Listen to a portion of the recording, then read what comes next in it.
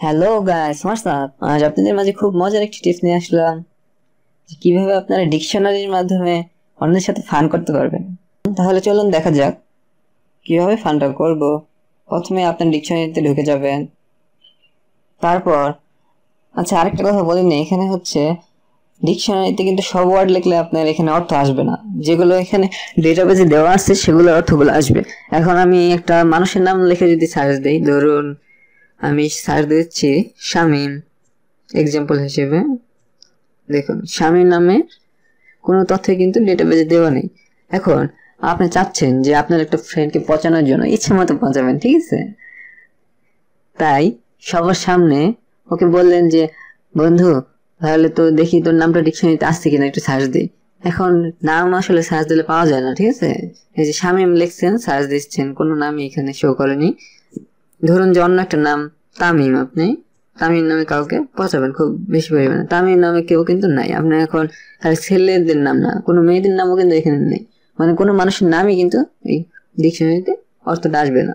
এখন আপনি যদি কাউকে পচাতে চান, সেক্ষেত্রে আপনার যেটা করতে হবে, এখানে আপনি ডেটাবেজে ওয়ার্ডের একটা তথ্য ম্যানুয়াল ভাবে সেট করে দিতে পারবেন। তাহলে চলুন দেখা যাক কিভাবে এটি করতে হয়। প্রথমে আপনার এই যে হোম বাটনের পাশে যে এখানে তিনটা রো আকারে দেখতে পাচ্ছেন, এখানে ক্লিক করতে হবে।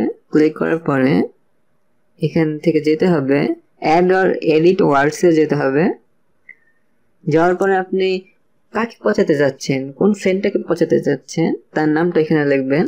ধরুন যে আমি পচাবো শামীমকে, শামীমের নামটা এখানে লিখলাম। ওকে ক্লিক করে দিবেন এবং ওকে ক্লিক করার পরে দেখুন এখানে কি লেখা, যে শামীম নামে যদি কেউ সার্চ দেয় ডিকশনারিতে, তবে মিনিংটা কি দেখাবে। যে কোনো কাউকে যে পচাবেন, ওকে যে কোনো একটা উপাধি বা যে কোনো একটা জিনিস লিখে ওর নামটা সার্চ দিলে যে আসবে, কি আসবে।